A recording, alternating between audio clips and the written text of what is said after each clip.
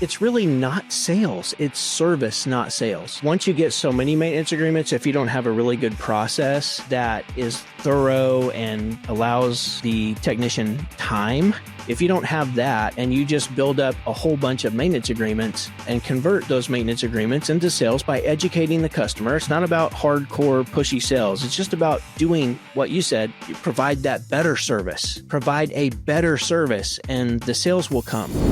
Welcome to the Home Service Hacks Podcast, the show for contractors who refuse to settle for average. Hosted by Bill Brown, licensed HVAC contractor, AI and automation expert, and founder of ServiceTitan Hacks Community. Each episode features real conversations with contractors, tech founders, and innovators who are reshaping the trades, from AI and automation to pricing, marketing, and management. If it's working in the field, you'll hear about it here. Let's get into it. It's interesting to have, you want to have the abundance mindset, right? Because you don't want to always show them all of the roadblocks to success, but then you also want to be grounded in reality so that they see the headwinds coming, right? It's just it's such a delicate balance of making money and keeping it. And it seems to me like you can kind of do one or the other. When I was really aggressive on growth and top line growth, I would, be more aggressive on marketing funds, which was riskier. And I would have to hire more people ahead of the point where they had output, which was riskier. So it was just all this cumulative risk that if I didn't execute correctly, I was not going to make money. And I thought when we hit about 2 million, I sat back and said, you know what? If I just decide not to grow and just let the growth be 100% organic, cut marketing down to the minimum, focus on existing customers, referrals and everything, I'll be 100% fine with my personal income. But then what would I tell my people? Like when they go, hey, I'd like to make more money or everything. No, I'm the only one in this company that makes money. You don't. So then it would be like constantly bullshitting my team. Yeah. And talking, you'd either have to promise future opportunities that you knew didn't exist, or you'd have to go through a cycle of continuously building people up and letting them leave the company. So I said, well, I'm not going to put a cap on this growth because I don't want to put a cap on the success of my people. But that added a lot of stress doing that, really, man. It did. But the growth, business owners, we handle it, right? We handle that stress. And it's kind of been, for the last decade, since, I guess a little bit earlier than that, when YouTube became popular and talking heads became more popular, and you've got people like Grant Cardone hitting the scene, and then and the 10X rule, and it's all go, go, go, hustle and grind. And Gary Vee was like, work your face off. And I was in that approach because that's what I was feeding into my mind all the time. And then you'll hear little sections of knowledge shared by some industry titans. And you want to, as soon as you hear that, it's like, oh, well, I need to do that. And before you're ready, there's not enough context to what it takes to be ready to be able to make that move effectively. So there's a lot of moves being made that are just going to dig people deeper into a hole and just create a bunch more stress and chaos that's really not necessary. If you would have just done it in stages, it's like if you are going to make macaroni and cheese, you wouldn't just, put the noodles in and just cook them for 1 minute and then take them out. Like there's steps, right? To just make. It's a recipe for success. Yes. Right? Yes. There's steps. And nobody has the guys that are running these $50 million businesses already went past that part of the recipe. And so maybe when they created it, it's not as relevant today, in my opinion, or maybe they just forget. Now, I guess some of them could be I think so. Really knowledgeable of what it took to build their business from 0 to 1 million, 1 million to 2 million and everything. But the challenge is that I was always very, very aware of those stages and did a good job documenting them. So I could go back and say, man, the challenges that I had from day one to even the first 500,000, very different than the ones from 2.5 to 3 million. And like you said, you're right. If you try to attack, you only have so much capacity, so much time, so much money. If you try to solve a problem that a $2 million business, $3 million business has, when you're 500,000, you're not going to see it through and you're not going to get as much benefit. So you have to know exactly what do I do in this stage of my business.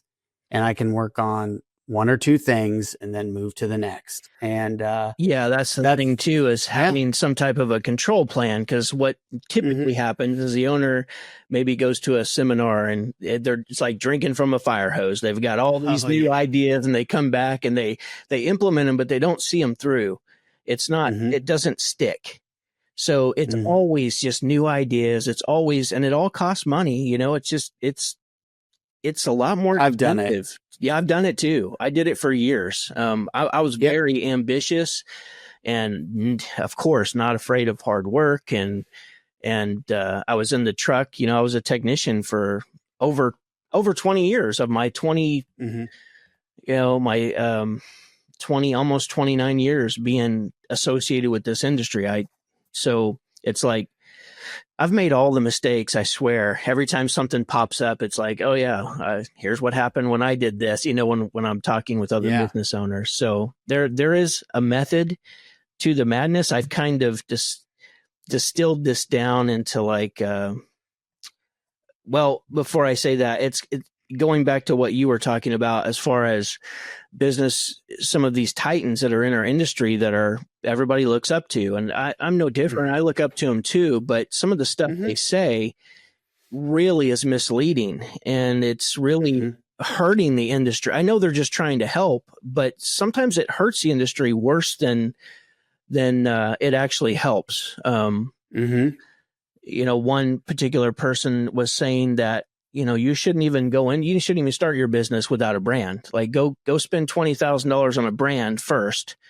And that is like, did you do that? Money, I guess. Did you do that? Probably not. I know this individual didn't do that. So why would you tell new people to spend that money doing that? There's way other more effective ways to spend that money to get your business rolling and off the ground.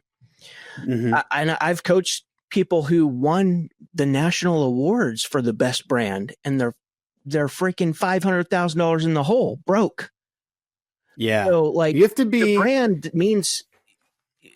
it really means nothing until you're ready for it, in my opinion.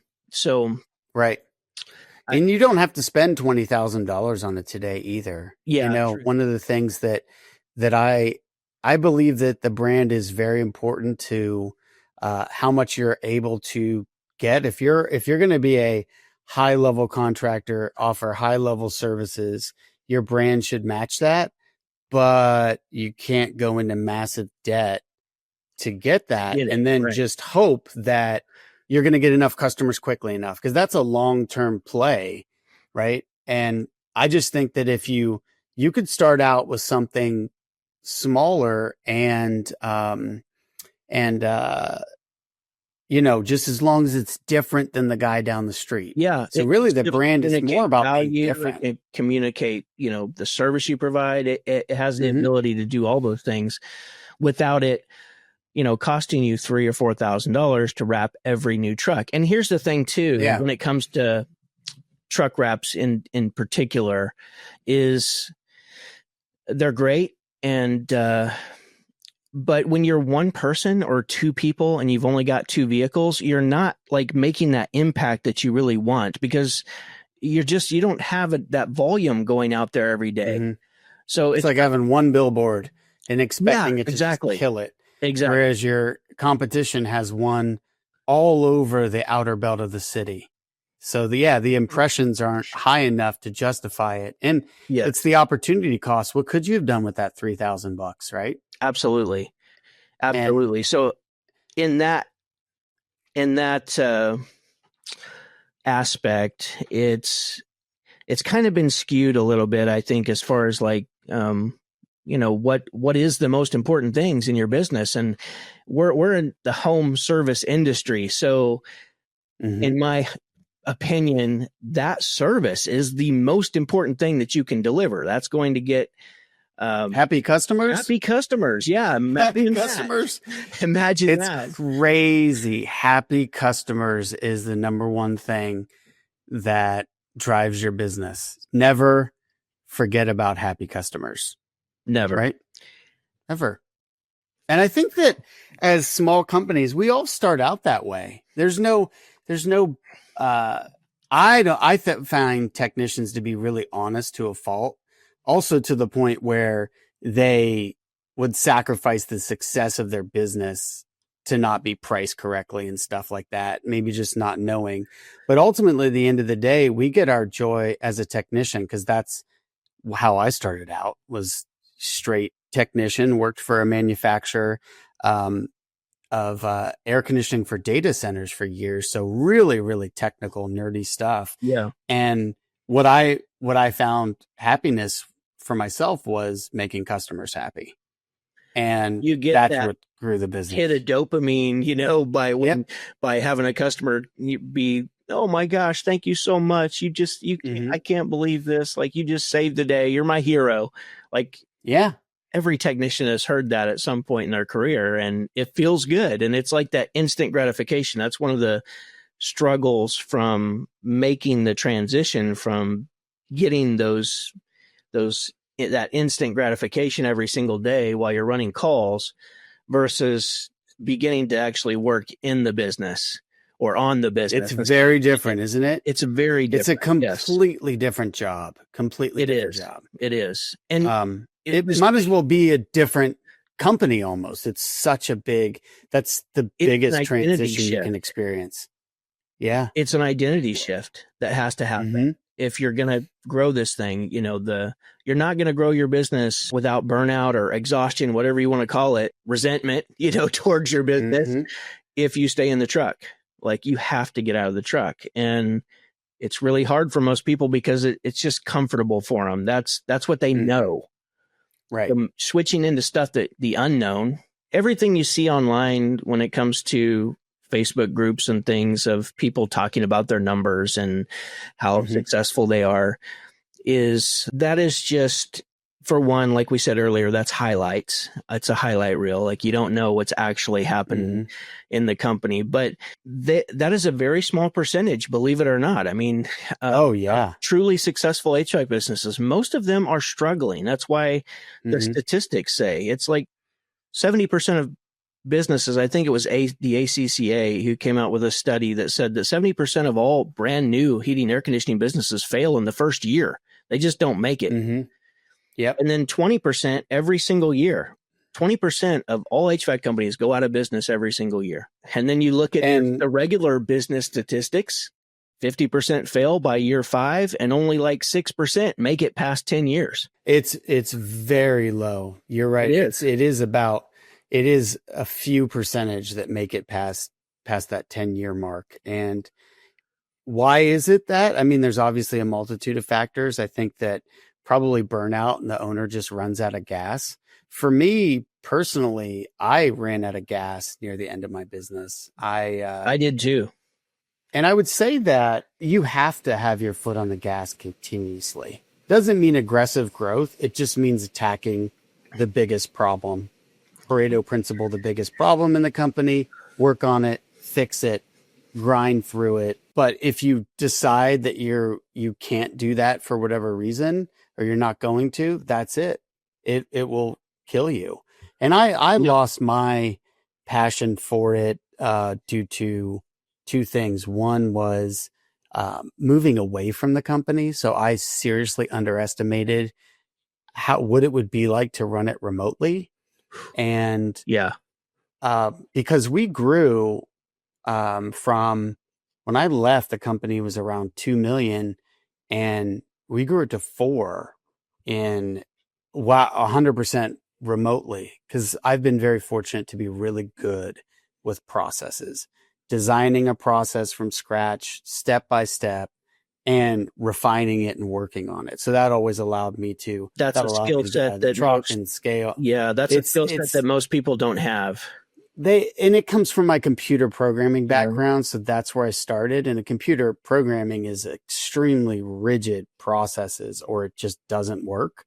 And that's what keeps the guys from getting into the truck. And of course, all of the big guys talk about processes, but as far as actually creating them and implementing them and refining them, I haven't seen where they've really gone into that. But anyway, running it remotely wasn't the same on Zoom. I didn't have the passion for the people. As we grew, I didn't even know the people. Yeah. And so when it was time to grind, I wasn't sure who I was grinding for. I got a lot of people that would steal from me. I went from some high level managers that, what's the chance you're going to get that first high level manager right the first time? I didn't. I had to go through a couple of those. And then I had some family issues that just took me offline, and my business just stayed steady and started to decline a little bit. And I just lost the passion for it. And I think it wasn't really burnout because I wasn't putting in tons of hours. I just didn't have a purpose for it as much as I did when I was in Ohio. So I think that everybody has a reason for wanting to get out. And it could be a good time. It could be a bad time. I was fortunate to have a lot of success throughout the majority of it, despite all of the bad choices that I made during that time. That's where I didn't have a bunch of success through the majority of it. Majority of it was awful. And I wasn't actively searching to exit my business, but I had already talked to a lawyer and began like succession planning because I knew that I wanted to exit at some point 2 years prior to an opportunity falling in my lap. So when the opportunity came, I was like, my business was well ran as far as like the financials, our operations. It was literally one of my sales reps was like, I have a dealer here, one of his other dealers, another account of his who's looking to purchase a business. And I know that you had mentioned that at some point you would probably exit. Would you be interested in having a conversation with him? I said, sure. So next week, go to a meeting. We arranged like another meeting from that meeting, wound up going to the actual owner, which was a private equity company, but they're a real estate company, just a local real estate company. They manage like over 5 million square feet of real estate. And, and they happen to own one of the oldest and biggest heating air companies in my region as well. So they were trying to integrate the two, and they did plumbing, heating, air, and electrical. So from that first meeting till the exit of my business, it happened very quickly. It was like 1.5 months, and I was out the door and didn't have a job. And I was like, I walked out with a big check, and then I got payments for the next 2 years. And, but they're one of the oldest, largest companies. And I probably wouldn't share this, but I'll just tell you, like, I know what they do in revenue, and it's roughly $20 million. And they've been in business since like the 60s. So to have a company doing 30 million, that doesn't exist here in my realm. Like, this is small town, middle America in Kansas. There isn't $30 million worth of transactions happening unless maybe 100% of the market is 30 million, but depends upon the market size. If you wanted to get bigger, you'd have to expand your market at that point. Right? Absolutely. My business is located we did business in Wichita, which is the big city close to me, which is about, I want to say 400,000 people, maybe a little over that. But in the town where my business is located, because my business, they're still running my business. They're renting my building, still use my building and everything, but it's less than 10,000 people. And then, so very small community, just rural America. That's what we have here. And I think it's hard not to, they say comparison is the thief of joy. And when you get online and you look at these other people winning and you're just going through hell, it's hard not to compare yourself and think like, I'm a complete loser over here. Yeah, right. I'm not doing 4 million or 8 million or whatever it is. And it really market really does matter. It truly does. But you can always push your potential, and you can still do very well in just about any market, right. If you have the right processes and systems, and, you make that transition to working on your business instead of in your business. Like it's all possible for the people who are willing to immerse themselves in education and figure it out. Right. Without thinking that there's any magic or silver. No, don't chase the. Tell me about that, Bill. Are you guilty of that? Because you're looking at a guilty man, right? If you're either guilty of it or you lie about it. I don't care who you are. Right. So some of those decisions and those commitments to, spending $6,000 a month on your website and SEO can completely take your business down. That's it. Yes. That was the rest of your money. If you didn't grow from that investment, that's it. Your little fragile business is done. The people that made it through that made mistakes in other things. That's just how it is. And you either experience setbacks or you lie about it. It depends on what you want to do. But I think that when you're on the internet, it's just not very inspiring to talk about all the mistakes you made. But I think that it's also very helpful to be realistic that this is difficult.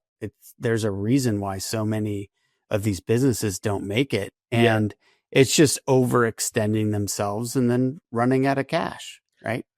I because of what I do now, trying to reach those people who are just, they're really just treading water. They're not, the bank account is not growing. Their quality of life is decreasing because of the extra stress that they're taking on and the chaos they're trying to manage. They get so immersed in busy work that a lot of them don't have the time to even search for the information that we share to help people get out of this, to stop don't even have the time. Yeah. To sit down and listen to a podcast. They can't even try putting out fires all day long, every day. And there's lots of reasons for that. But money is a big driver. A lot of them are struggling financially. And it's like, well, I've got this call. I can't listen to Bill and Kelly talk about HVAC. I got to go make money because I got bills to pay. So, and I get it. Yeah, I get it too. So I mean, how do you really stop that firefighting, right? The message, that's what we're trying to figure out is how do we get these people's attention to like stop the madness and learn. You can easily learn this. If you have any ambition to do something, to do better in your company, you can learn what I have to share and it will help you tremendously. So what is the message? Because I'm guilty probably on my YouTube channel. I've been on YouTube for over 10 years since I first started this journey of making changes in my business. I talk about how hard it is a lot. And sometimes maybe that's off-putting to people because I'm just being real. I'm not trying to sugarcoat shit. I'm not trying to pretend that it's going to be all rainbows, unicorns, and butterflies because it's not. But maybe I'm going about it wrong. I don't know. Well, you're going to take some losses on it, on things. And it's really about winning more battles than you lose. Right. And when you're talking about firefighting, one of the books that I read early on as I was educating myself was The 7 Habits of Highly Effective People. And I had the Stephen Covey, who's the author of the book, his 4 quadrants on my wall. And the quadrant 1 was things that are urgent and important, which are your fires. Yeah. So a technician is out on a job or a salesperson's out on a job and they call you, and you answering the phone is the difference between them selling the job or not. You have to answer the phone. Quadrant 2 are the things that are important, but not urgent. Yeah. Well, moving from quadrant 1 to quadrant 2 is that getting out of the truck. And I absolutely hated firefighting. I was like, I have to be in fire prevention. I have to find out the root cause of why this happened, solve that, because it's just going to come up again and again. And so I was fortunate about a year and a half into my business to get out of the truck almost completely. I would go to jobs sometimes. I would do some sales sometimes, but mostly I was in the office and training and recruiting and things like that. But it was because I had such a strong desire to just work on non-urgent but important things. So how does a technician founder get to that point? One step at a time, man. Right? Yeah. The right steps. Because your time is just, you're putting out so many fires, and oftentimes people grow without the processes in place. So everybody's just out there doing their own thing, and it just kind of compounds the chaos. And then we're dumping money into marketing because we think that's what we need. And okay, well, great. Now we get more calls and we just compound it even more. Right. We're not maximizing anything, whether it's the phone call coming in or the service call process or the sales process or the follow-up. Like, there's nothing there. Right. So it's very easy to just get caught up in the whirlwind of like more and growth. And let's do this and get ambitious.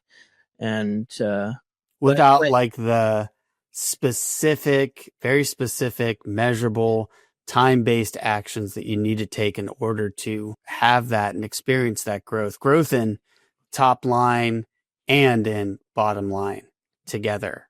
And it takes, when I'm talking to people about processes, we were talking about earlier, it is a recipe. You're baking a cake over and over again. Anytime you're going to be doing something multiple times, you better have a very easy to follow, rigid process for it. If you're going to answer the phone more than once, you need a very specific, repeatable way that you exactly answer the phone. Or that skill set lies within your CSR, who can and will quit at any time. And so these technician founders, man, how do they really get to that point to be able to sit back and they get up against this wall where they're pulled so thin, they do everything but nothing great or nothing fully all the way through that needs to be done. What's the first step that somebody has to take when it's time to get out of the truck? What do you think the first step is? The very first step is, everybody always talks about mindset, and the mindset it's not something that ever goes away. When I say mindset, what I'm really talking about is you have to become aware. Instead of continuing to just put out fires, continuing to do the same thing that you've always done that gets you the same results that's making your life miserable, we have to stop doing that. And we have to, if you want something different in your business, you have to do something different in your business. So we have to do something different. It's really hard in the beginning for me, I was good, fast, and cheap. If you're good, fast, and cheap, you can be as busy as you want. You can have as many calls as you want. But there are consequences to being good, fast, and cheap. So it's all on the shoulders of you at that point. It is. Where is that, that revenue dollar where it just stops? It can't get any bigger than that if it's you in the truck. I think it's different for everybody, but I believe for me, last time I checked, it was about 300,000 that I could never do more than that with the time that I had, no matter what. If I wasn't sitting back observing the cakes being made, I could never create or watch another cake being made from another person, right? Or a different process in the business. So that's where that was at. So you're saying that what got you to where you're at was certain things that you do on a daily basis. And if you're not willing to change that, you're just going to stay there. Sometimes it takes a lot of, especially because, heating and air conditioning contractors, technicians, like it's a tough job, and they can take a beating. They can just take a beating for a long period of time, which is admirable, but you can work smarter, not harder. And so there's only, time is finite as far as what you're capable of producing in a day. You can only run so many calls. There's only so many hours in a day. After multiple times of me finishing my last call, and I had a couple of team members at that time, I'd probably fielded 30 or 40 calls that day, along with customers calling and trying to schedule and book that. God, it was so stressful, wasn't it? So stressful. And a nightmare. A couple of really late nights, getting home at 11 o'clock at night. I'm, driving home in the dark, and I get home and I'm sitting in the driveway, and I realize that I just drove the entire way home without any radio or anything on. No decompression. I am just spent. Like my mind was running through the day while I'm driving home. I'm a zombie because I've been doing this for the last 6 days, and I'm on day 7, and I'm exhausted and tired. And for me, there was a lot of we talked a little bit about it, a lot of other pain, because your life doesn't stop just because you get busy running a business. So I was raised an only child. My dad later remarried, and I've got 2 stepsisters and a stepmom, but my dad died, my mom died, and my wife almost died in the first 5 years of business. So I've got this stuff happening while I'm trying to juggle customers and team. And at some point, I was searching. So you've got to get to the point where you actually start searching for the answers, because that this is not sustainable. Right. Or you're gonna break down completely and just quit. Yes, just quit. Right. Yeah. So I started searching. I read a couple of books. I started to get into personal development. It's my belief that personal development is the foundation to every successful business owner. That's why the mindset always comes up in conversation. That's why you learn about, setting some goals and measuring those goals and changing the way you think about your life and what's possible for you, having a bigger vision, developing consistency, right? And grit. That was all part of that foundation that I got into personal development as I started to learn how I was going to fix this. It wasn't even business.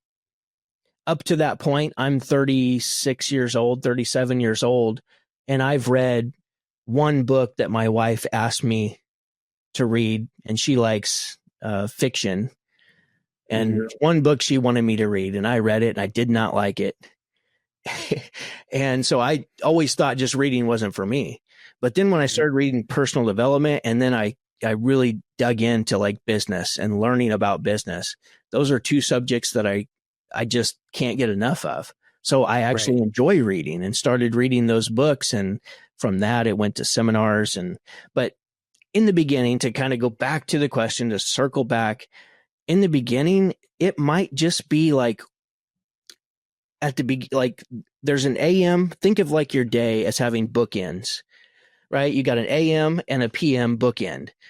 Well, those are typically times of the day that you truly have control over. I mean, let's be honest, you have control over every hour of your day. Honestly, you can choose to do something or not do it, but we don't feel that way when we're trapped in the cycle of a busy business.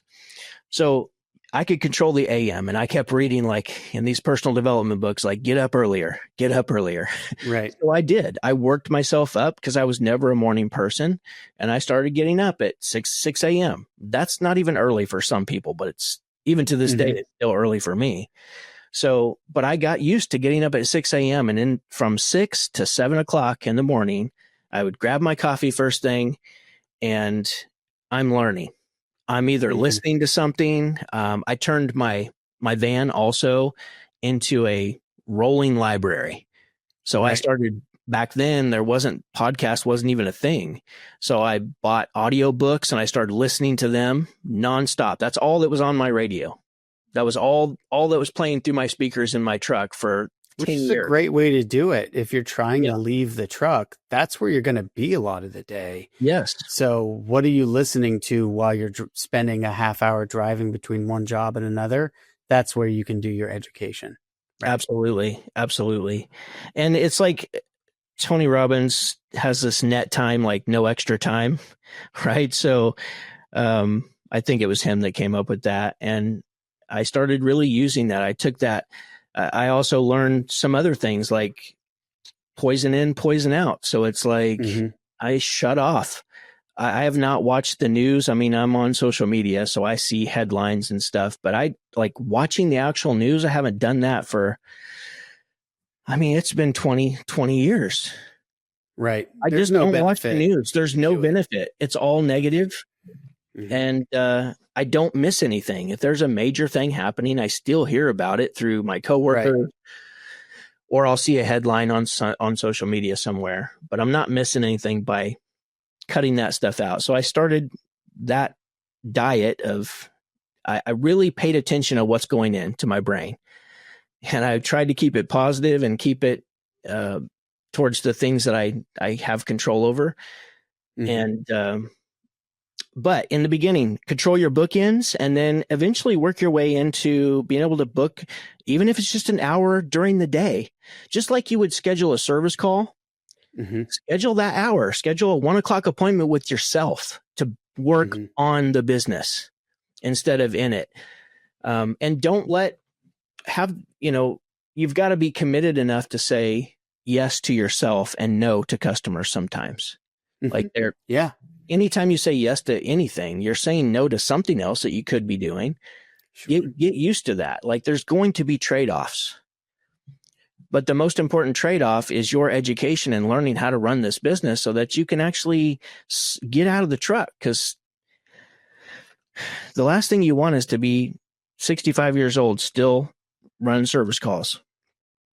Yeah, that's not even a sellable business either, right? So you talk about, or we talk about a lot of these guys who I think the typical path to business ownership is they start out as a technician working for a company, and they run out of opportunities for growth within that company, or they don't really like the owner or their particular management.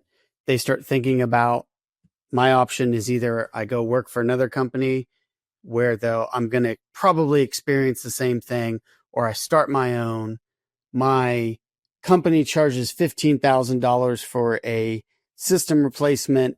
If I charge 10, I'm good. That's it. That's the how much they put into it. Yeah, because my equipment only cost me $5,000, so they think that they're making $5,000, and they don't really know their costs because that takes a lot of planning to really understand granularly all the costs that happens, and those are below the surface, and you don't see that as a technician.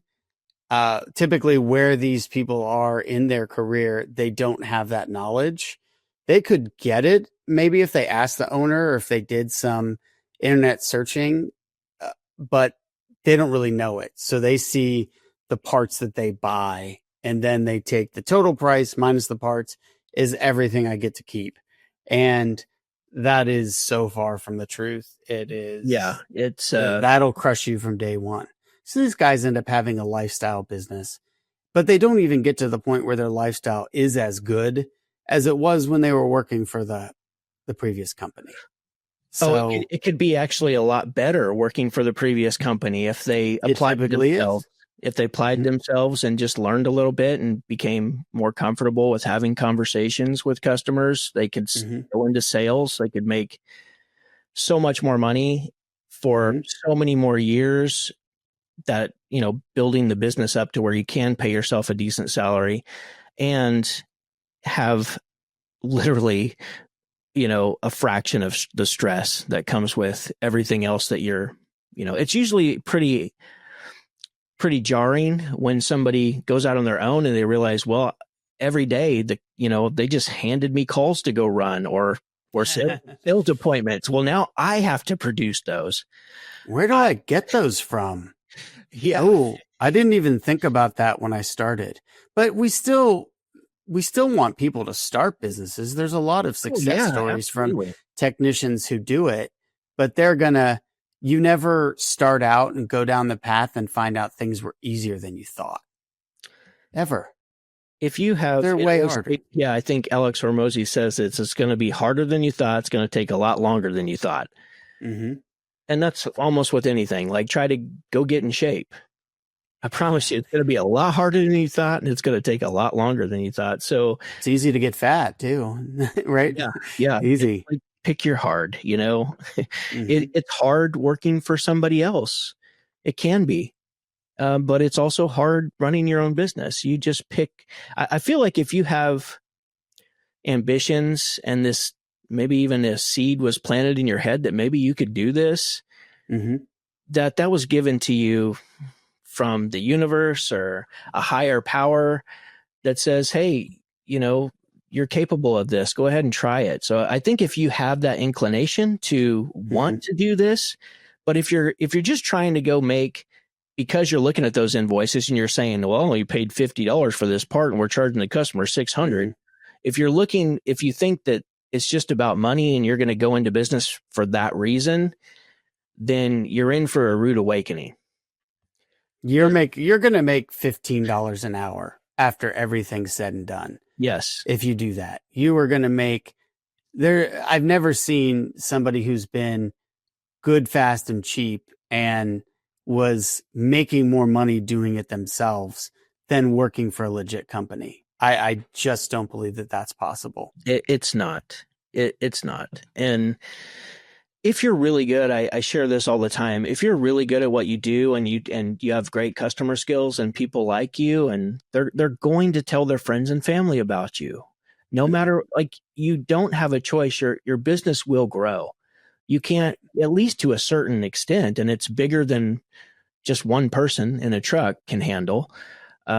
So usually by year 2 or 3, for somebody who's not incredibly ambitious and really pushing the limits, still by year 2 or 3, your customer list, how do you get customers? It's like one customer at a time. And if you take really good care of them and they tell their friends and family about you, you will naturally grow. It's inevitable. You will get to a point where there are not enough hours in the day and you're telling customers, you're literally having customers on a system that you installed a year ago calling you, and now your schedule's full, but you still want to take care of that customer who gave you $12,000 a year ago. Mm-hmm. It just becomes unmanageable. So there's just a certain amount of capacity that you have. I mean, so let's say that your average HVAC service and maintenance call is $250, which is, in my opinion, pretty low, but it is what it is, right? And you run 4 of those calls per day, 52 weeks a year, 6 days a week, right? What is that dollar amount that you're going to get top line? And then just be reasonable and say, all right, 50% is my direct costs. And then 30% are my indirect cost, overhead, insurance, things like that. At 20% left with you working full time, it's a terrible salary. And guess what? You're not going to make 20% either, because you might if you keep it really cheap at the very beginning, right? Because you haven't hired people and you're doing all the work. But what you're probably going to see is that's $40,000 maybe. And then you also have to risk that 40 to grow in the future. So you just have, like you said, you have to have a mindset shift if you want to go from a job to a business. I think every business starts out as a job unless it's extremely well funded. But to move from a job to a business requires you to become a different person with a different mindset completely. Yeah. Which you get through education. After those expenses are taken care of, there's another thing that's just, there's going to be unexpected and variable expenses that just happen out of nowhere, things you didn't account for, you didn't plan on. So operating on such thin margins, is just it's just a recipe to create far more stress in your life than what's necessary. You really need to build up some type of a cash reserve because, man, people, you could do nothing wrong. You can still get sued. Your brand new tires on your van, 2 of them could get shredded today while driving to your next call. There's always unexpected expenses. An unexpected IRS bill pops up. So to just stay lean and only have enough to squeeze by, you're just setting yourself up for more failure, like the possibility and the risk of truly failing, where you just, they might as well say flip that, a coin every morning. They say that you only run out of money once in business, because if you run out of money, you don't have a business. Right. There are a few people, because I've met them and I coach some of them, who have good credit and have managed to maintain their good credit. And so they've been capable of running out of money 2 or 3 times. But right, because they get it's either cash or access to it, right? Yes, it's either your cash or someone else's, but it is cash, right? It is cash, and so you have to figure out. That's another thing with business, is a lot of people just overcomplicate it. I mean, think about balancing a checkbook. It's simple. You've money in, money out, what's left over. If you just keep it simple in your mind when you're looking, but you really have to look at it. That's the thing. You have to pay attention to where the money single going. Day. Where is the money going? Yes. I think that when I was giving my brother advice on starting up, I said, there's one thing that you never, ever, ever can get behind on, and it's easy to get behind on it. And I said, that is the money, the bookkeeping. And I thought, here's another mistake I made. The bookkeeping was relatively easy. So I thought that it was easy for me to do it. But when I hired someone else to do it, I outsourced it, they did a bad job. And that was something that you have to go back and fix completely. So you're making decisions based upon inaccurate or incomplete numbers. Then you have to spend the time to fix it or pay someone else to fix it. And so I said, never, ever, ever let a day go by without knowing the numbers of it. Ever. Don't ever let that happen. And never outsource it without that continuing to make sure that you know the numbers every day. And at least calculating them and having the right accurate information. What you do with it, well, that varies, right? But you have to know that always. And what's the chances that if you're out in the truck just running calls like we all have done, that you're going to do that bookkeeping when you get home at 11 o'clock at night? Probably not, because it has to be accurate. It's a mental thing. You have to be fresh to do it. So you have to parse out time to know your numbers at all times. Or you do like me and you just don't do any of it until you get in trouble and you start getting letters from the IRS. And because I was so busy in the field, there was no time. When I got home, I had to get bids out to people that I had different jobs I had been to that I had to work up an estimate on. So a basic knowledge, I believe, is just necessary, but don't overcomplicate it. And one of the reasons why we have to charge what we have to charge is so that we can pay other people to help us with this type of thing. Right. Because you're going to be busy serving customers. You're going to be busy running calls or managing your team.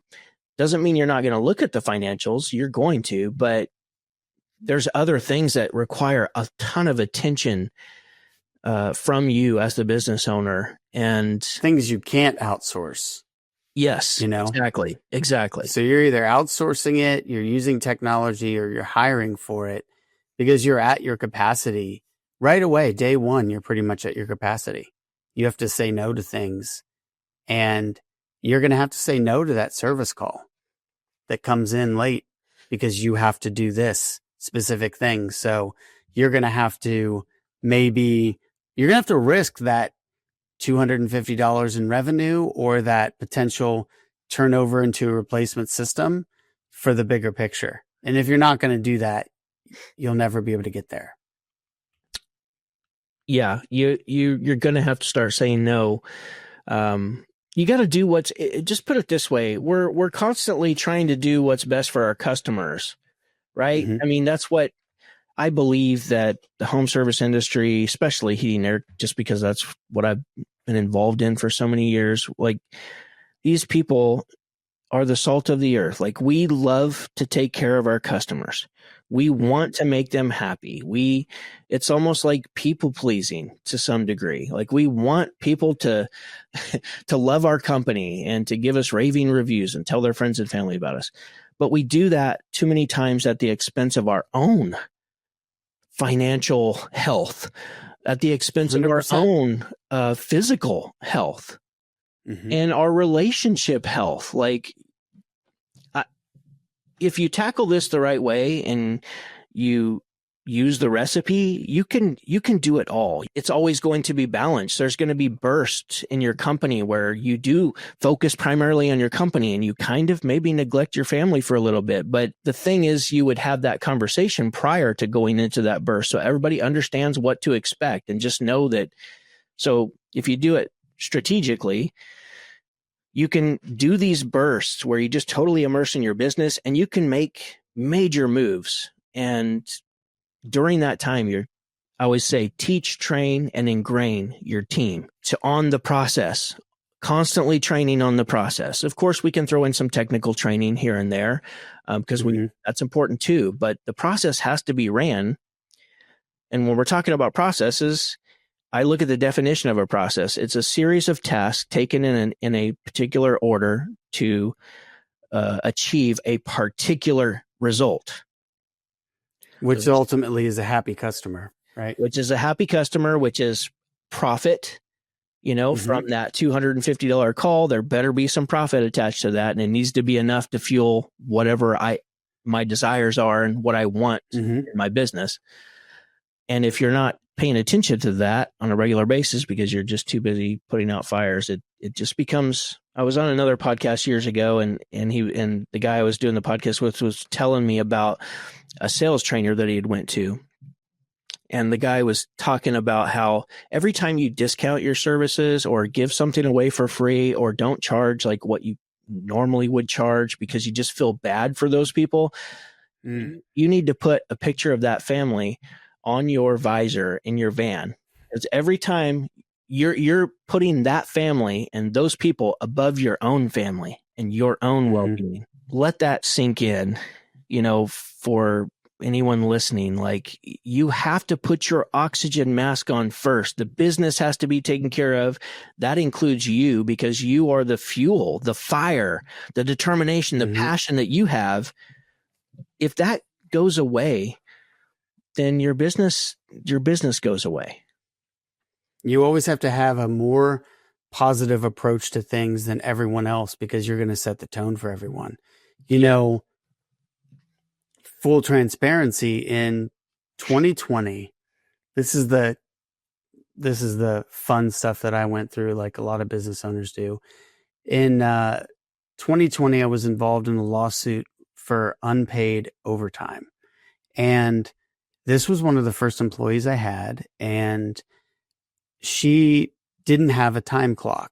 My guys in the field had a time clock, but I just told her, hey, work 40 hours a week, come in at this time. I just did this flex time thing because I didn't understand how the law worked and exactly how everything had to be documented. Well, when she quit, she sued me for $60,000 in which was unpaid overtime plus like punitive damages and everything. I was really upset about it, so I fought it. And in the early 2020, I lost because I didn't realize that if you didn't have it documented and that the jury believed that she worked just 1 hour of overtime, you would lose. And so all in, that cost me $300,000. Yeah. $300,000 loss. And that's what I tell people who have businesses. Just because you make the money doesn't mean you don't have to give it back, right? There's no chance there's very little chance that a surprise check is going to come in the mail. there's a lot higher chance that a surprise bill will. Now, if I look back, I would have settled it if that would have been a better business decision. But the day that I lost that $300,000 after being in court and being told how bad of a person I was by the opposing counsel and basically the jury agreeing with them to an extent, I had to go back into the company that later that day with a smile on my face. I couldn't let any of the at the time 25 employees know that that's what happened, and I had to keep grinding despite all that. And so it was tough, man. It was really tough to do. Yeah. But that's the thing. If you're not the guy, you are the guy. You are the leader in the company.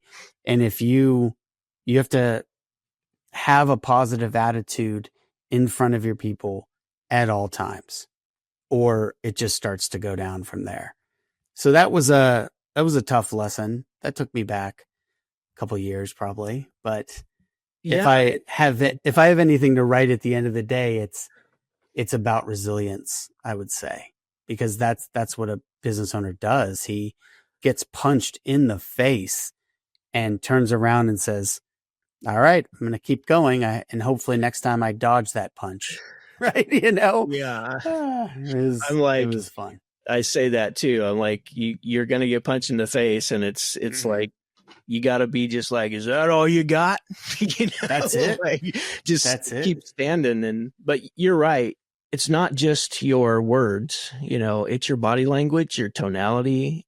People, and you're setting the tone for for the mood, the feelings that are happening in and around your business. So if you're just completely out of it, and you've fallen into a deep depression, or you're spiraling down, I recommend that even if it's just like, you better get yourself together as quickly as you can. But if it's that bad, then call in that day. Don't go to work that day, because you going to work trying to, hustle your way through it and grind, quote unquote, grind. It can have a lasting negative effect. There's always a conversation happening at your business, whether you know about it or not. It's behind the scenes. It's in the hallway. It's out in the parking lot. After the meeting. Yes. Yeah. Yes. So we want to What the fuck is going on with Bill, man? He seems really cranky. Maybe I should go find another job. Yeah. Even when I don't know, man. I heard the business is running out of money.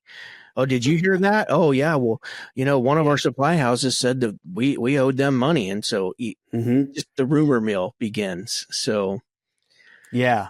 Yeah, it's a huge calling to be a business owner, but it is possible to make that transition. A lot of people have done it. I just think that a lot of guys get into it without knowing what it takes, just like I didn't know what it takes. I didn't know all of that. Yeah. But I was fortunate. Let's see. So 2 years into my business, I got really sick. I had autoimmune disease, ulcerative colitis, and needed to have emergency surgery. Well, a lot of things went wrong and I had complications with it. And I was in the hospital for 2 months, 2 years into my business. And I remember during that 2 months, I did like $15,000 in sales totally. Yeah. But at that time, I wasn't healthy enough to get back into that grind of all day, all night. So I was forced to become a process-oriented person. Yes. By the fact that I physically could not go in the field. And so if I didn't have that, I might not have got to that point. But these business owners have to make that choice to make that transition, or you're right, they're just going to seem like the most unhappy person, because they are probably unhappy. And who the hell wants to work for that guy? Right. And you end up working by yourself because nobody wants to work with you and for you. Yeah. So one of my clients told me a story about an incident that he had physically with his health, a health challenge. And he wound up in the hospital, same thing. And his dad, he kind of grew up in the heating air conditioning industry, and his dad was there visiting him in the hospital. And he said, "Son, do you see any customers here in your waiting room and you're, waiting to come see you, talk to you?" And he said from that point on, he realized that, like, look, I'm killing myself, literally killing myself for my customers. And your customers they really don't care. I mean, you're just their service provider. So right. The contractor cares way more for the customer than your customers care for the contractor. Trust me, because if something happens and you just cannot service them for 2 months and and it's 98 degrees out with 50% humidity and they need service, they will gladly call somebody else and they'll purchase a maintenance contract from that other person too. Yeah. I mean, wouldn't you as a customer? Absolutely. You do the same thing. Absolutely. Right? Customers are just people, right? Yeah. And as you were talking about, as you get to this level of busyness, you actually provide worse customer service. In fact, when I got to the point where I was the most expensive and had more people, I was able to serve customers way better than I was just because I was working hard doesn't mean I was really serving customers. I had to take phone calls while I was at their house. I had to follow up on sales while I was at their house. I was doing a lot worse of a job. It just felt like I was doing a good job because I was working so hard. The reality of the heating and air conditioning business is that it is seasonal. That's a lot of things. Sometimes that's a big thing that, like you said, there were things that you just didn't think of going into business. That's one of the things you don't really consider because you were still given hours maybe during those slow times. Even if they were cut down, you were still given hours to still make some living. Well, now it's slow time. You don't have the customer list that your business that you used to work for had. Back to charging and making sure that we're making enough money on every call that happens and converting the calls when it makes sense to equipment sales so that we can collect more money. When that slow season hits, it's an eye opener. And if you're not sitting on some money to get through that, it's going to be difficult. So you have to give back all of the money that you made in the summer, in the busy season, because you don't have that customer list. You're either giving it back in labor or you're giving it back in marketing or just general overhead. And the off-peak seasons were brutal until I built up a list of maintenance agreements. Maintenance agreements, even though it's old school, talked about, it's been talked about since Ron Smith started talking about it in HVAC Spells Wealth.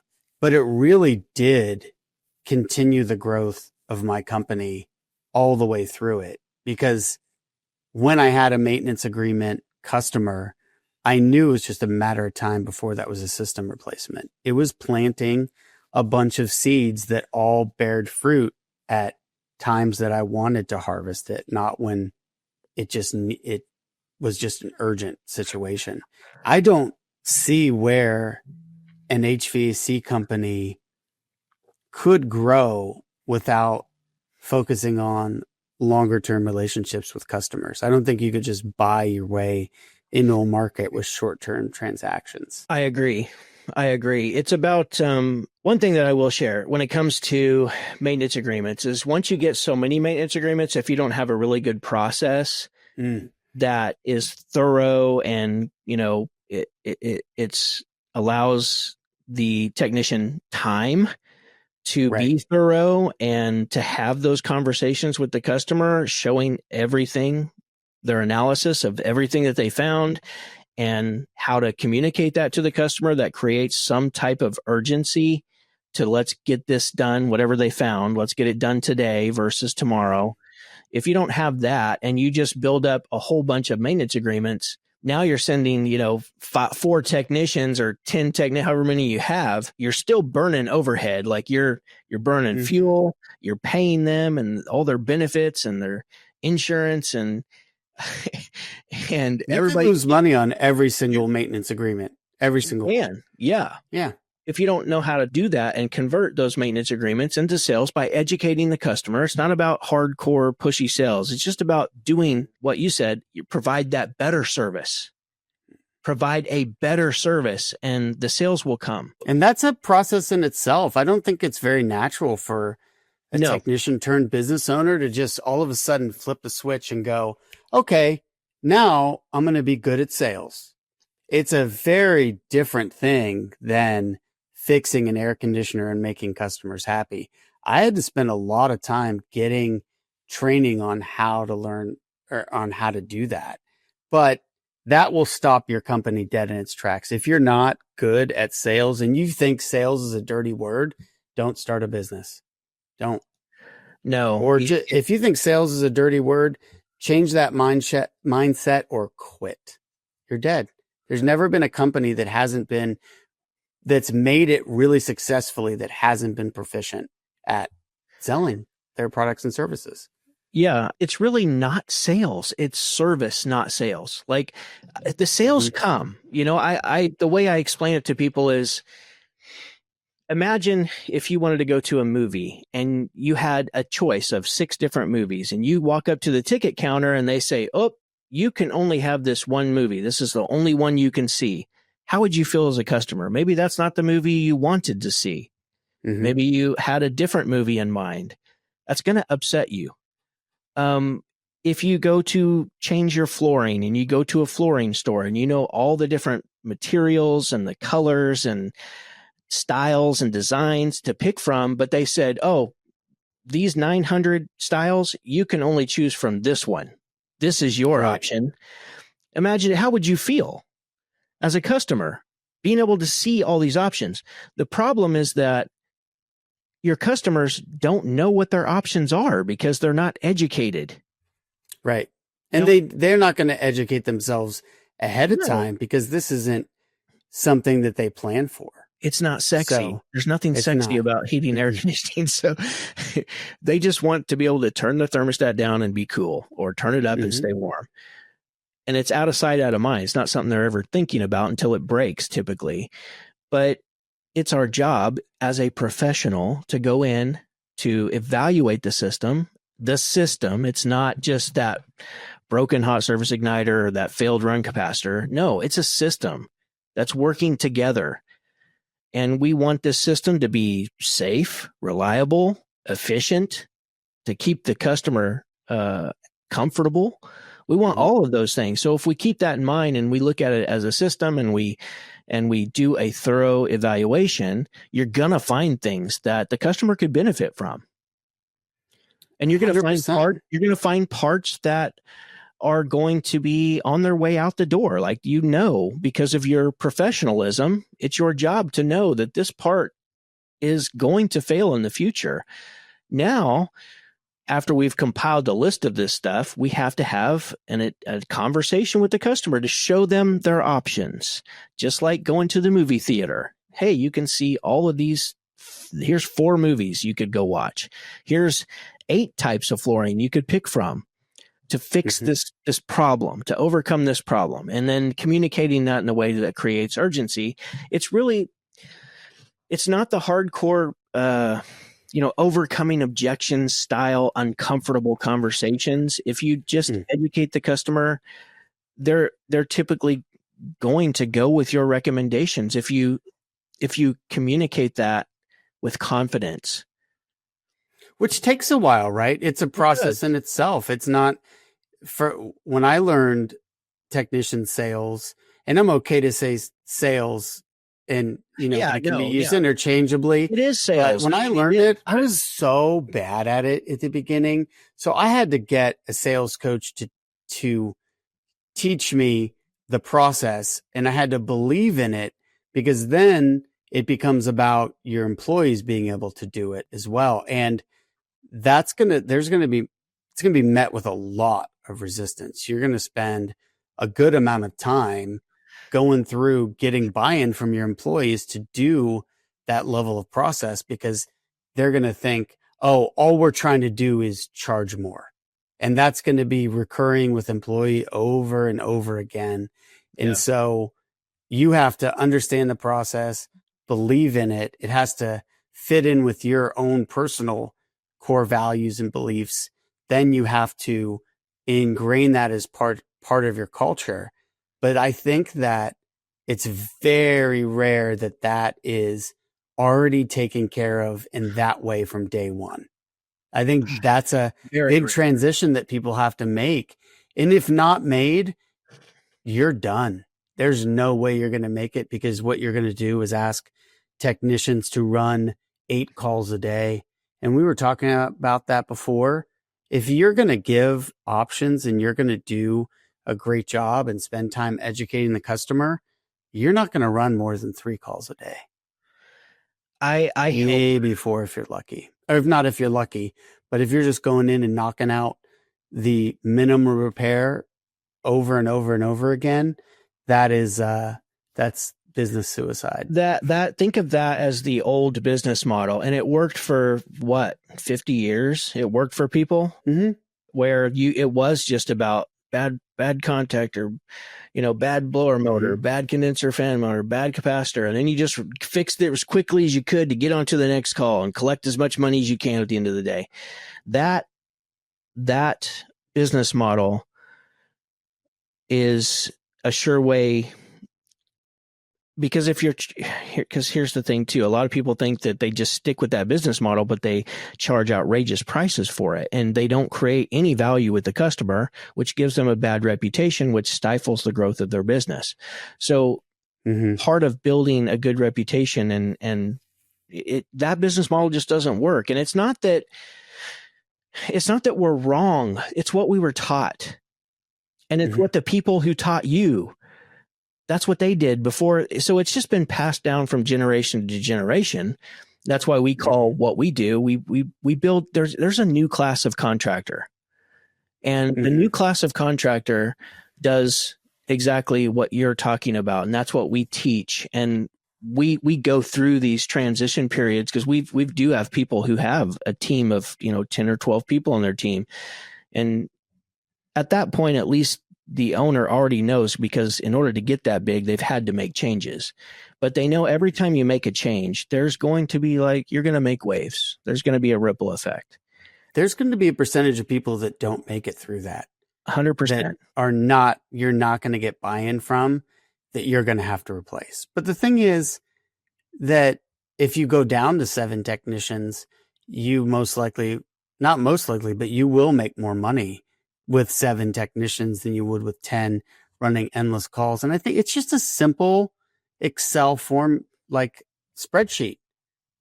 How much do I have to, what amount of revenue do I have to make on each call to justify this truck on the road? And you're right. You can't just go in and say, well, I need to make $600 on each call, so I'm just going to charge $600 for a capacitor replacement. Yeah. You're not going to get that. You're going to have a lot of bad reviews. So it's really just it's a very unnatural transition to make. And one of the first ones that has to be done. Understand how to give options, run less calls, and actually make money on calls. Yeah. And what you'll find is that you'll attract a higher caliber of customers, because that's a lot of times we start off like being the provider for all the cheap customers out there. And so there's a trade-off as far as when you start to understand your value and what you do, and you start to increase the amount of service that you deliver on every call, you start to attract better and better clients. So you don't work for those customers anymore. You have to let them go. Some of them go to the next. Not stay with you. Yes. Yeah. Customers may have been with you for the last 6 years. They may go on. Yeah. I had lots of them, but it doesn't mean you can't still be friends with them. I'm still friends with some of my customers that literally just because we communicate. It's all about communication, and they're not afraid to tell me, "Hey, Kelly, I gotta use somebody else. I can't afford your prices." I'm like, no worries, no worries. Fine. Just, we decided that we're going to be Nordstrom, and you prefer shopping at Walmart, and there's nothing wrong with that. Walmart has its crowd. Nordstrom has its crowd. Yes. who do you want to be in this space? Do you want to be Walmart? Well, Walmart does very low prices and high volume. If that's what you want to do, then you can do that. I haven't really seen that work successfully. I don't have any experience with a high volume, low cost, successful home service company. It's a lower volume, higher service level. And the thing about it is that homeowners don't consume a lot of heating and air conditioning services. It's a very infrequent purchase. If they had to replace a capacitor every 3 months, they probably would be looking for the cheapest price capacitor. But when you only have to do it a couple of times in your life, your air conditioner goes out and needs major service or replacement, then you will take a little bit more time with that home service provider to do it right. And you're right, you will attract better customers. The more I charged, the more service I offered, the better the customers became, the happier they became, and they vote with their wallet, right? So if you give them an option that's $2,500 worth of service, they're going to tell you whether or not they want it by saying yes or no. And they're going to go buy the less expensive one. So again, really hammering that into the business owner that transition's something that you're going to have to make. You can think of it like this when it comes to delivering a better value to your client is you go to the doctor and you have this little scratch on your arm that may need stitches. And the doctor could just stitch you up and put a Band-Aid over it and send you on your way. But the doctor checks you out and he says, okay, Kelly, do you have any more problems? And I'm like, well, I actually can't lift my arm above this high, right? Because my shoulder locks up. And he says, well, let me look at that. And so he takes a deeper look and he finds that he could fix it with surgery. So that surgery is going to cost more than my stitches. It's going to, like, I may have to schedule it for a future time to get this surgery done. But now once I do the surgery, that surgery could change my life. And he's impartial about it. He's just giving you the information, right? Absolutely. I could still say no. He's like, here's what I can do. You can, I as a patient could fully say, no, thank you. I'll just deal with my frozen shoulder. But you appreciate that information as a patient. Absolutely. Have you ever had a doctor has 1 foot out the door to see the next patient? How frustrating that is. That's what you're doing when you have 8 service calls a day. You have 1 foot out the door continuously, not serving that customer on a high level. And 100. To experience that sucks as a patient. Sucks. It does. It does. And the reason why you get better customers and you get better glowing reviews and they become raving fans is because the things that you offered actually really impact the way that system operates in their home, which is where they spend 90% of their time. So just by offering it and educating them that, hey, I could do surgery on your system, does it cost more? Yes. Because it's surgery. We're doing something above and beyond just the bare minimum, put stitches in it and put a Band-Aid on it and go down the road. So yes, it costs more, but you've got to educate the customer, allow them to make the decision on whether they would like to go forward with this so that it can really change. It can really impact their environment where they spend so much time. So think of it the same way. It's no different. And you're absolutely right. That was a great acknowledgement there. It's not good it's not good bedside manner, right? To just be not focused on the patient because you got 18 other patients waiting on your schedule. Yeah. So I've got so many of them. I'm telling you, you're not important. Right? Yes. Even without telling you that. I'll tell you what, when it comes to options, I think that most businesses start out doing the minimum repairs and then replacing heating and air conditioning systems when they are completely shot, when a compressor's bad and when you can't physically get another one, or when a heat exchanger has a gigantic hole in it. I think that's the natural way to do it. And maybe even doing that if you went to a company that didn't do it that way and they provided options, I think you can regress back to the doing the minimum. For me, when I started my HVAC company, I had not worked for another residential company. I started out doing the minimum, and I was doing tune-ups. And I'll never forget, I went on this tune-up for a furnace, and I had a very long, detailed checklist, which I hated the fact that I had such a long checklist because I didn't make any money on the damn things. So that was always something that it was like, oh man, I'm going through all this stuff and I'm going to get no money again because I don't know what the hell I'm doing when it comes to offering things. I know everything about this damn furnace, but I'll be damned if I know anything about this customer. And so I went through the whole thing, and this furnace, I looked at it. It was like, I'll never forget. It was a Bryant 80%, and it was from 97. It was 15 years old. Checked the heat exchanger. Heat exchanger was good. Looked through all the components. They were all original, and looked at the flame sensor. And the flame sensor was really old, original, had a bunch of corrosion on it, had a lot of man, I'm missing something. I'm too much of an office guy. Had a lot of carbon buildup on it, or something. Had a lot of the white cheese that grows on the end of it, the white growth. And so I said, well, that thing's going to fail, but it hasn't failed, but it probably will by the next time I come back to this guy's house for another tune-up. And so I said, all right, everything's working, because it technically was. Fire was coming out, and I left. And a couple of days later, it failed, and I was the villain. You were just out here. Everything was working. Yeah. And now it's broke. Yeah. And I said, I'll be damned if I don't need to figure out a way to give these customers all the options that I can just to cover my ass. Because if I would have told him, hey, this flame sensor is original and we have a script that we go through, here's the option for it, and he says no, then it is what it is. He says no. But 2 days later, when it fails, I'm the hero, not the villain.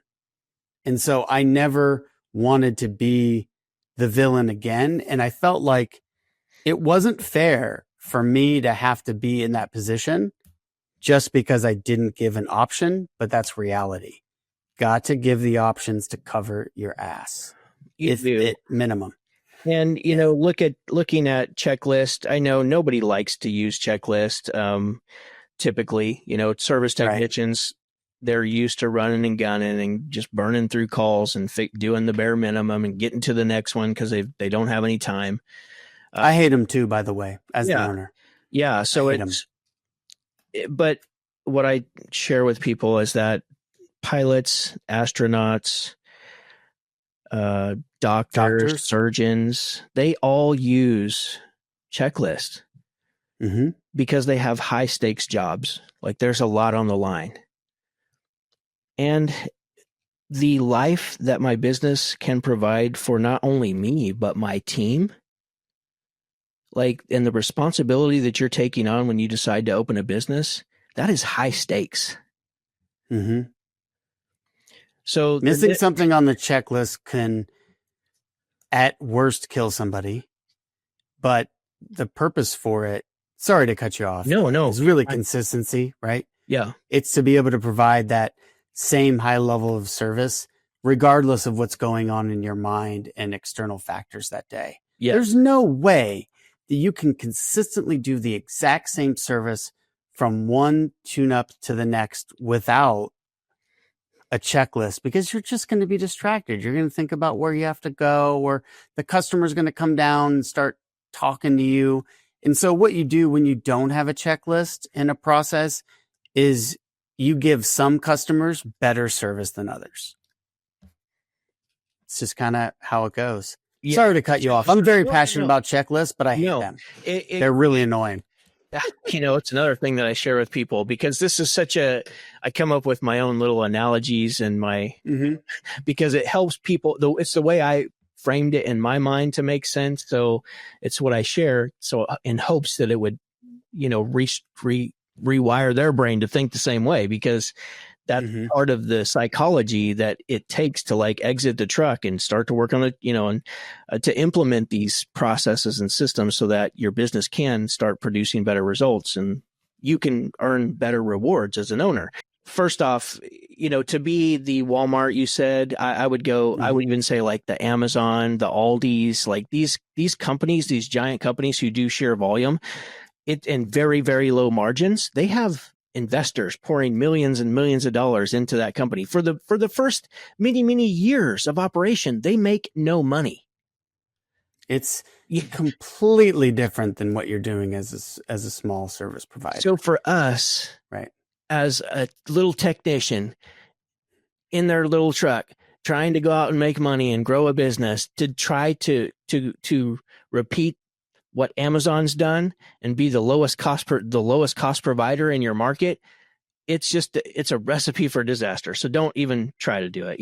As far as some of these guys, do they want to be the low cost provider, or they just don't have the skills to communicate the value that they believe they have? I did the same thing as you did, as far as going to, I went to a seminar for a sales trainer and I got his CDs and stuff, and I listened to those nonstop, and I learned that process, and we adjusted it multiple times to work for our company. And that's the same process that I share with other people because I know it works. But the service call process as well, when it comes to making sure that we do our thorough analysis and then having that conversation. A doctor, you said it. It's like you had this carbon buildup on this flame sensor, and you're like, everything's working right now. Seems to be working great. I'll say, okay, if you need anything else, I've said it a million times to customers. I've been on a million service calls, probably in 20 years. And I was working till 11 o'clock at night. I was the person doing 8, 9, 10 calls a day. And when it's very common too. It's very common. I don't want to shit on the small business owner that's doing it. I don't know very many that hadn't started that way. Yeah, I don't either. These different analogies that I've come up with and I share is strictly just to help people make that mental shift that has to be made. If you can't make it, I just know from experience, it just creates more and more pain. So hire the coach, become coachable. Stop thinking that you have everything figured out. The sales process, because I went to the kitchen table sales process, it's kind of a complicated, drawn out, long deal that if you want to close more sales, and when you do compete against, I don't believe that we don't have nearly the competition that we think we have, because most heating air business owners, most of them are exactly kind of who we've been talking about. They're just technicians, and they have not shifted into a business owner mentality yet. So when you're trying to compete against somebody who actually has begun to implement processes and understands that there's a method to this madness so you can get better results, all of a sudden, all these people who are just racing to the bottom, trying to be the lowest option, those people aren't even your competition anymore. You really only have a very small percentage in your market that are true competitors. That's a mindset shift too, right? To go, all of these providers are not my competition. Just these guys are. That's a different thought too that you have to have. The level of service that you provide versus the level of service that they provide are two completely different things. Even though you're probably providing that level of service right now because you're so busy. That's where you're reinventing yourself. And I tell people are like, why are you changing all the time? I said, look, I've never ran a $500,000 business before, but now I want to run a $750,000 business. I'm probably going to have to do some things different. Well, every year I was running a new business. Yeah. So I had to learn new skills. And that's one of them that has to be done, that you and I have got burned into our brain over the years. And when we talk to people that haven't got past that hump, it's kind of like, have you make that connection that we had? And it just takes time. But if the owner's willing to learn, then eventually something will resonate there, I believe. Yeah, that's my wish, is because I just don't, I know the pain doesn't get any better. It just gets worse and worse until you just feel like you're ground into a pulp and you just have nothing left to give. Because of the grind culture that was so popular, has been so popular for so many years, we have people like Alex Hormozy, Grant Cardone, Patrick Bet-David, Ed Milet, Gary Vee. They're all telling you, like, work your face off. I look up to these people, like they're business icons, and they seem to be. I mean, that's the persona that they put off, and I listen to what they have to say. But at the same time, their grind, Andy Frisella's grind, trying to grow his supplement business, like, he's not on a roof for 6 of those hours in the day, carrying, 600 pounds of shit up and down the roof on a 25-foot ladder. And then it's very different. Getting stuck on the west side of a house at 4:00 in the afternoon with the sun beating down on you, literally coming close to having a heat stroke, like that, that grind, and then trying to also grow your business at the same time. That grind with the physical aspect of being in a truck still, that's a completely different grind from all of those people I just listed that they've gone through. Like, tell me a sad story about how you got burnt on a real estate deal. I mean, come on, that's nothing compared to, like, literally having a heat stroke in an attic on 2 p.m. in a 120-degree attic, and then having 5 more calls to go run. That's a different kind of grind. And so my main message is, if you do want to grow your business, you've got to get out of the truck. You cannot stay in the truck. Even the guys who have made it out of the truck and they're doing $3 or $4 million, but then they always jump in the truck at the end of the day. Because I have one client that was still, he would come and he made his way into the office, made that transition. And as a result, his business had grown, but still at the end of the day, he's working from 5:00 till 10:00 because he's picking up all the overflow calls. He's saving the day of customers that needed help that didn't get solved that day. Like, that's all admirable and everything, but it's still not a business. It's not a business. So that particular owner, after working with us, he's like drawn the line in the sand. He's out of the truck, like 0% calls. Trying to grow this and scale your business, that's where your attention has to be. I was told by a trainer years ago that 30% of your time should be focused on hiring people and finding talent. And a growing business needs people. So there's no question, you do have to put some focus on it. It's like you're the one who chooses how much the intensity you're going to tackle something, the frequency that you tackle it, and the duration. How long are you going to do this? And oftentimes we think that we'll scramble and we'll hire somebody, and then we just don't even think about hiring for the next year. And so you've got to either increase that intensity, increase the frequency, or increase the duration of lots of things in your business if you really want it to grow quickly. It's not linear. It's not just a straight shot. It's always disappointing for new business owners who the first 3 or 4 or 5 years of their business were nothing but the climb. And then they finally get to that point where you have a point where it's like, yeah, we're not going to make last year's revenue. It's usually that's another typical wake up call for people to say that, either you're comfortable there and you want to just stick in this realm, but if you're still incredibly passionate about it, you still got the ambition and the drive, and you want to go farther, and you want that $10 million business or $20 million business, what got you here will not get you there. Yeah, 100%, man. So yeah, awesome. So before we wrap it up, how can listeners find you? What's the best place to get your content? So we have a masterclass that's happening. It happens about every 2 weeks. That's called Book More Calls, Close More Deals, where I teach some of the framework. I teach a framework that's very easy to repeat. I know we had talked about how you went and visited a sales trainer. So did I.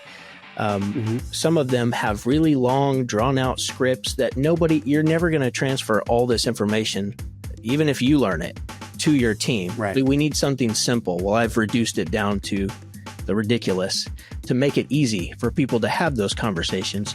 So I'm going to teach you how to do that on that class. But the easiest way probably is just follow me on YouTube. It's HVAC Millionaire on YouTube. You can find the link to join the class. It's free. And thanks for your time today, being a guest on the podcast. Really appreciate it. It's been fun. I could talk this stuff all day. So, oh yeah, all the time. Yeah. Thanks a lot, man. All right, thanks, Bill. Thanks for listening to the Home Service Hacks podcast. Be sure to subscribe on your favorite podcasting platform so you never miss a future episode. For more information or to connect with Bill, you can check us out on Facebook at ServiceTitan Hacks or visit our website at ServiceTitanHacks.com. We'll see you next time.